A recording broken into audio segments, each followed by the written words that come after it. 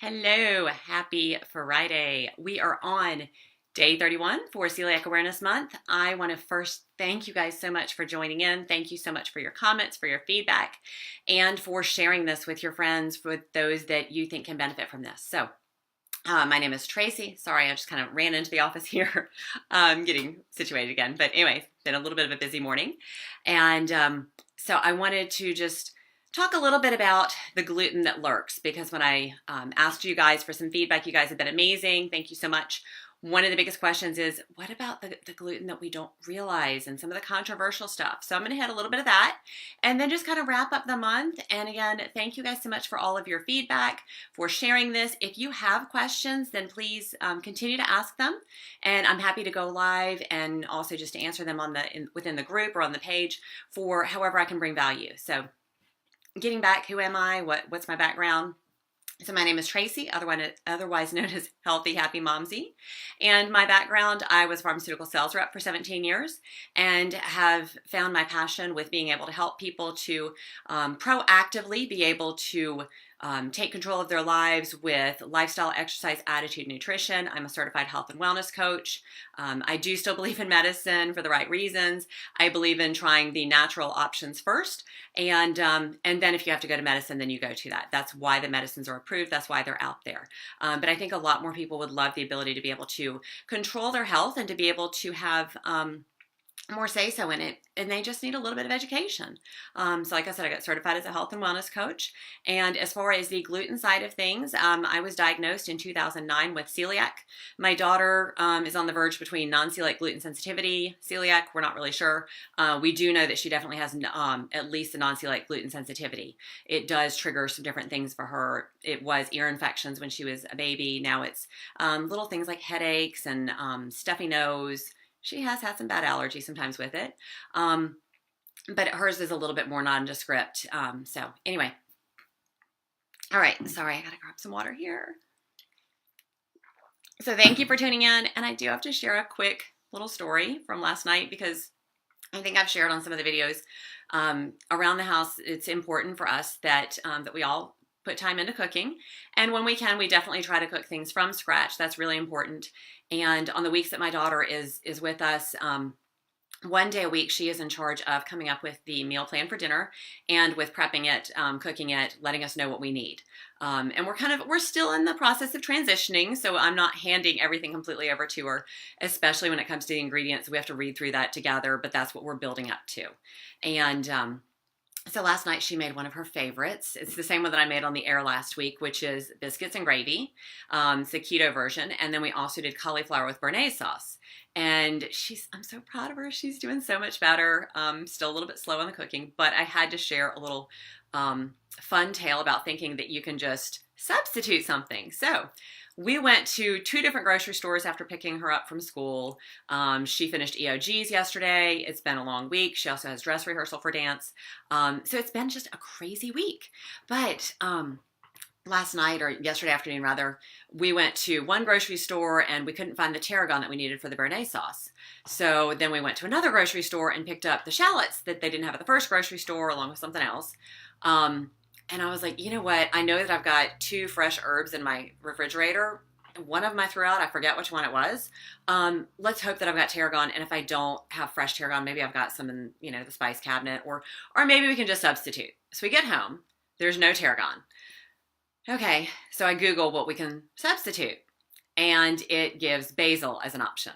So I'm like, okay, I've got plenty of basil. Bought it from the farmer's market a while back. I'm like, awesome, that'll be great. And the recipe called for fresh tarragon, and I had dried basil. I still need to look this up, but I'm going to tell you that I think when you go from fresh to dried herbs, I'm pretty sure you're supposed to reduce the amount. It called for 2 tablespoons of fresh tarragon. We used 2 tablespoons of fresh basil. Let me just say that béarnaise sauce did not quite turn out the way that it was supposed to. And I would not recommend substituting dried basil for fresh tarragon.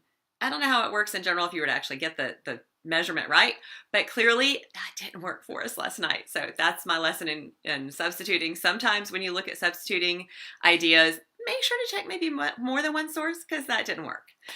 Okay, so the gluten that lurks. All right, so talking about some different areas, and I'm just going to go ahead and hit the controversial stuff first. There's the controversial issue with the Great Cheerios debacle of, I think it was 2015, where basically it was in, I think it was their Lodi, California facility, that they were claiming that their Cheerios were gluten-free, and a boatload of, basically they just completely got on the wrong machinery and ended up with wheat flour.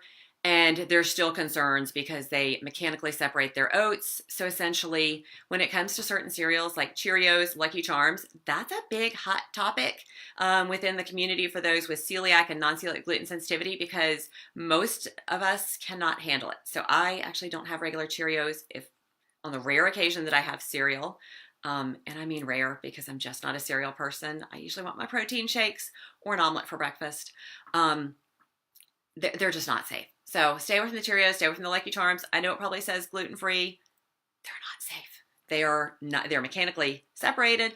There's issues with the shared equipment. Just don't do it, okay? Doritos, by the way, sorry to break your heart. I think there's one organic Doritos from the Frito-Lay Doritos brand.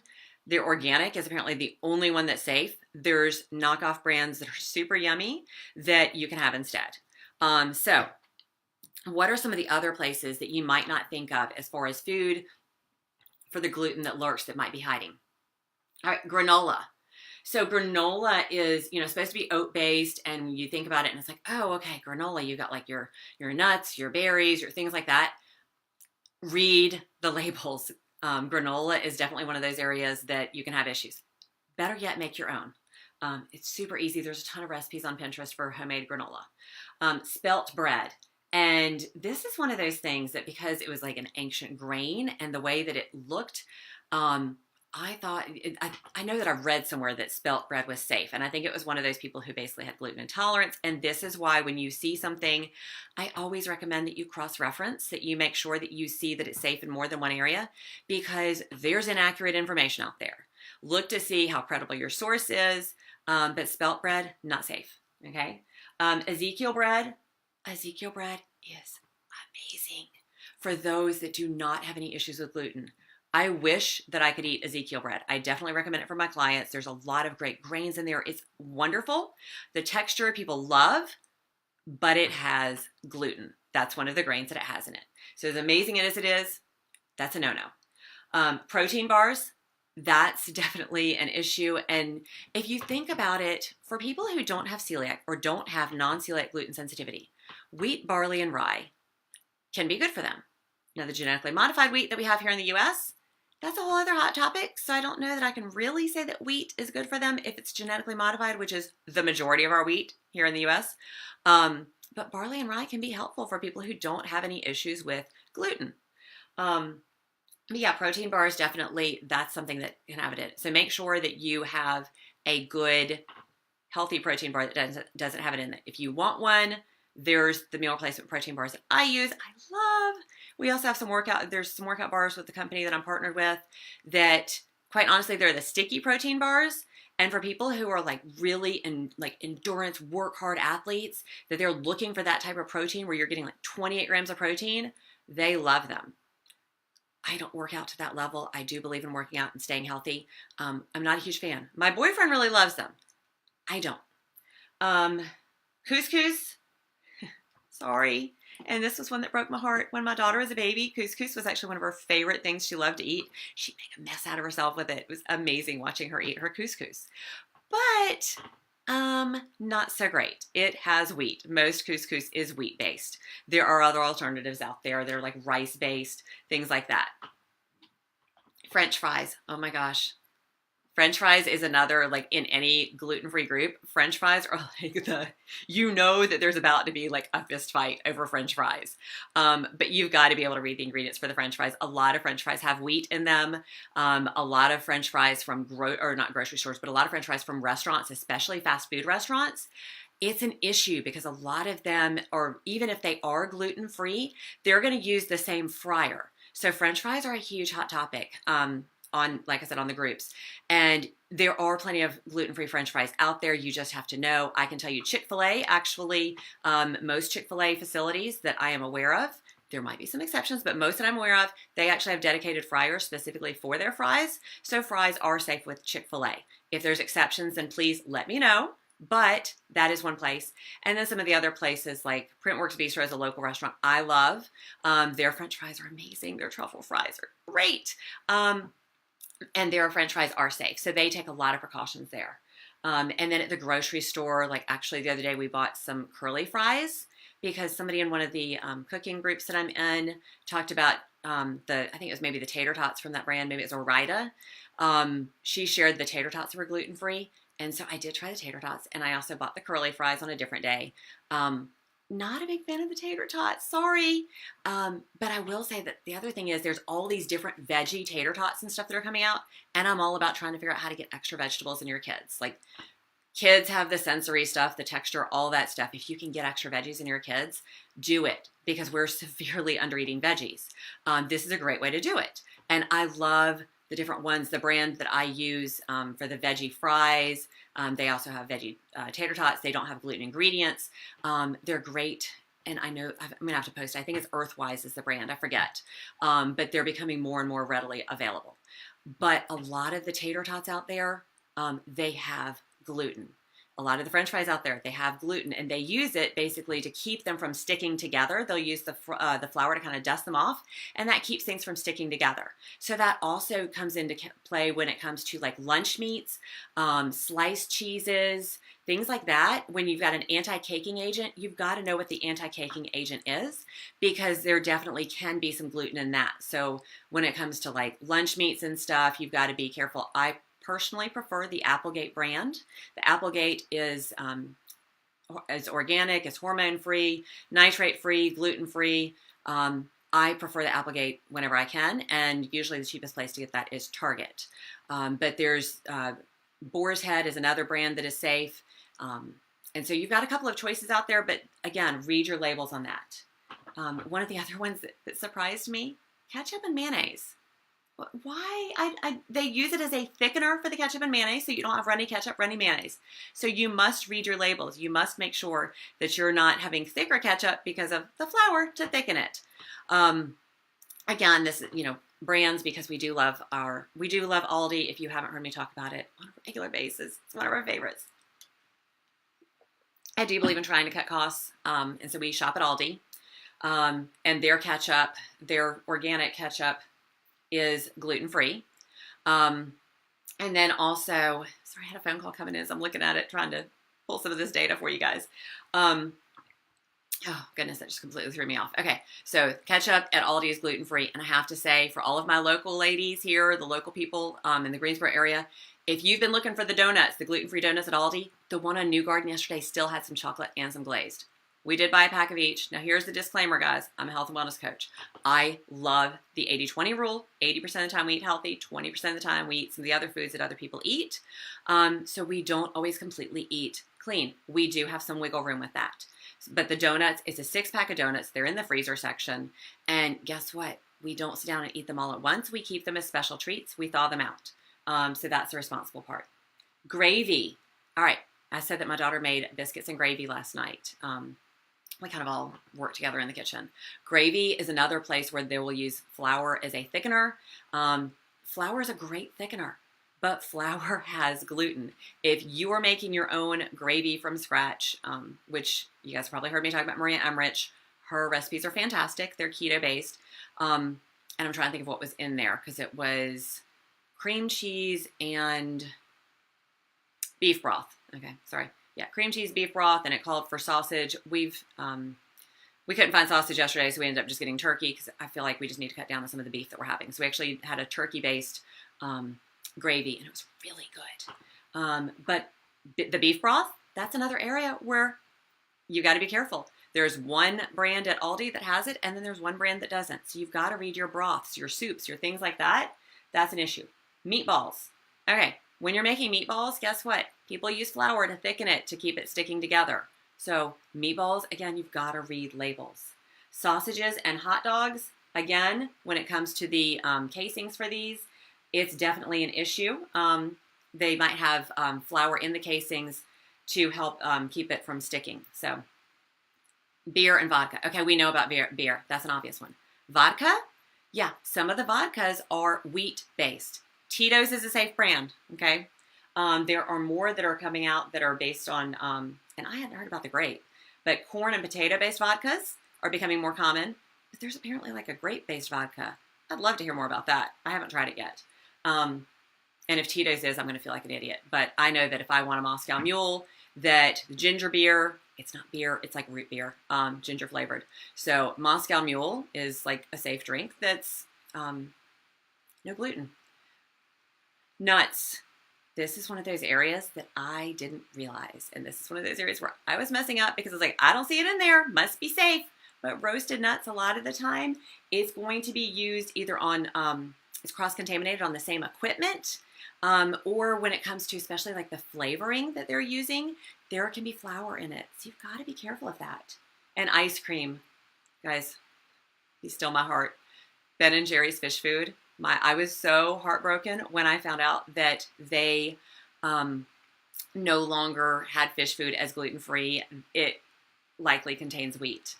And I am seeing a question coming up. Sorry, I'm like operating on two screens. Okay, Christina. Oh, you use that brand as well. Awesome. Hey, Courtney. And I don't know which one you said that you used that brand. Maybe it was the Tito's. Okay, so ice cream you got to be careful of. All right, and real quickly, some of the processed foods to watch out for. Read the labels. Artificial coffee creamer. Okay, if you get the almond milk based, that's usually a safer one. Bouillon cubes. Yep, that was an issue when I talked about broth, things like that. Candy. Twizzlers, guys. Twizzlers has gluten. There's other licorice brands that don't. Chewing gum, again, they can use it as a separator for the sticks of gum so that they don't stick together. Snack chips can have gluten. They're trying to make it healthy when they put wheat in there, and they're like, it's whole grain. It can be wheat.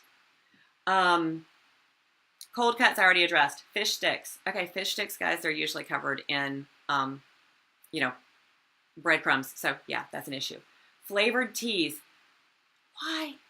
Why would you do that to flavored teas? I don't understand. Maybe it's the barley thing. Maybe it's that beer lovers. I don't know. Gravies, I already addressed. Hot dogs, I addressed. Imitation seafood. Crab meat. Crab legs are safe. Imitation crab meat. So when you go out to eat and you want sushi, if it's imitation crab meat, the answer is no. There's very few imitation crab meats. I know I saw one the other day in a group that actually showed that there is a brand that is gluten-free for imitation crab meat, but the majority of imitation crab meat has gluten. I already mentioned condiments. Rice mixes. So rice is safe for the most part. But when you get like the boxes of rice, the seasoned rice, you have to read the ingredients. You have to make sure that they're safe. Salad dressing. Yeah, this was one of those ones that I learned early on. Salad dressings, again, to thicken it up. A lot of sauces, things like that. Soy sauce. There's gluten-free soy sauce. If you go out to eat, here's one lesson that I learned though.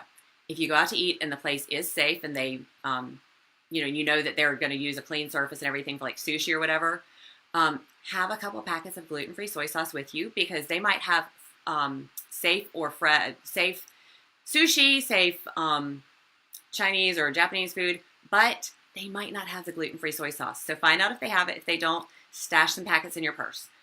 P.F. Chang's is amazing for always having their gluten-free soy sauce. And I know there's another restaurant in town, Phoenix Asian Cuisine. They've got gluten-free foods, gluten-free menu, but they don't have the gluten-free soy sauce. So I always have to remember to bring mine with me when I go. Tomato sauces. Why? Tomato sauce should just be tomatoes, but people use fillers. Companies do. Vegetable cooking sprays. And this is actually something that I learned the hard way. I didn't realize that some of those can either have, especially for people who are sensitive to other ingredients, but the cooking sprays, you got to read those labels too. And ground spices. There's a brand, Badia is a good brand that is actually known to be gluten-free spices. The majority of their spices they are well labeled. And I will say the other thing that I liked about Badia when I discovered this, they're usually cheaper.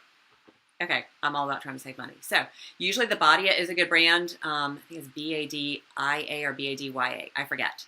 But it might not necessarily be in the regular spice aisle. You might have to go over to the international aisle to find the Badia. And I know that I've seen it here like at Food Lion. and at Walmart, and it's somewhere else, I forget. But they are good at labeling, and the majority of their spices are gluten-free. So, oh, and then also this was the list of a couple of other things to watch out for. But it's kind of questionable. And so because of the fact that when I'm looking at this source, when it talks about, so if you have gluten-free, but you have some issues with some of the other similar ingredients or similar responses to other foods, here are a couple other things to keep an eye out for. Dextrin, malt, or maltodextrin. Okay, malt, guys, if it's malt, no. But maltodextrin is one of those, like, again, it's a hot topic ingredient that I've read about. And from my understanding, I was told that in the U.S. that it's usually a corn-based maltodextrin. If you have questions, you can call the manufacturer or check online, again, with a reputable source. But malt is not safe. Gelatinized starch can cause issues for people that have the cross-reactivity with other ingredients. Hydrolyzed plant protein, HPP, again, can be a similar reaction. Hydrolyzed vegetable protein, HVP, and neither of these are really that great for you, okay? It's modified stuff. Modified food starch. Usually modified food starch in the U.S. is corn unless it's labeled otherwise. Monosodium glutamate, MSG, as a health and wellness coach, this is on the list of things that you really want to stay away from because there's a lot of other just junk that's just not good for you. You want to stay away from MSG as much as possible because it does have a lot of other side effects with it. Natural flavorings. Natural flavorings is a great place to hide things, including gluten. So natural flavorings is one of those things where usually when somebody has a reaction to something, they're like, I don't know where it came from, and they show the ingredient label. A lot of the times, natural flavorings, and it's not clarified. Whey protein concentrate. Whey protein, in the U.S., a lot of our whey protein is so processed that even if you don't have an issue with dairy, it can still mess with your stomach. It's just so processed in a way that our bodies are not usually well equipped to handle it. If it's the whey protein concentrate or if it's just in any way processed, a lot of the time in the U.S. it's heat processed, which just damages and breaks it down. Whey sodium caseinate is another one that can cause issues. So that's kind of your list of things that can have the hidden gluten, the gluten that lurks beneath. But I do want to just thank you guys so much for tuning in, for sharing your thoughts on this, for asking questions, for sharing with other people, and just for being involved and helping me to add value to you guys. If there are other questions, and please don't hesitate to ask. Please don't hesitate to message me, comment on the thread. I do go back and read them. Sometimes I can't figure out the app on my phone for the Facebook, for the page. Sometimes it gets delayed in me being able to see it. So if I haven't responded, that's why. I promise I will get to it, but I always do respond to all the messages and the comments personally. If you've just been diagnosed, there is hope. I know it seems overwhelming. Find some credible sources. Start little. Understand you're likely going to have some oopsie moments. You're likely going to get very frustrated, very overwhelmed. You're probably going to have moments where you want to cry because you feel left out. All of this is normal, okay? It's a whole different way of living. It is a lifestyle change. Celiac is not something that you outgrow, whereas some people can outgrow things like food intolerances. The data basically shows that non-celiac gluten sensitivity or non-celiac gluten intolerance, it's actually non-celiac gluten sensitivity, you're not likely to outgrow. And the tough thing about the non-celiac gluten sensitivity is also that a lot of the times the first symptoms are not necessarily the traditional ones that you affiliate with celiac. It can be like the neurological, as I discussed yesterday. So it's really important to find a group, find a support system, find credible sources, check more than once if you find something and you're like, I'm not really sure. If you're still having reactions to things, track your food, track your symptoms.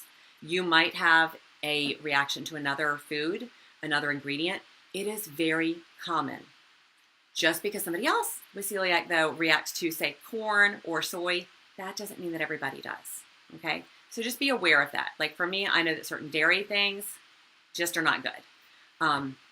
So be aware, listen to your body, find advocates, advocate for yourself, get educated, and just know that you can do this, you can get through it, and it's just one day at a time. So thank you so much for tuning in. I hope you guys have an amazing day, and continue to tune in and let me know how I can add value to you. Take care.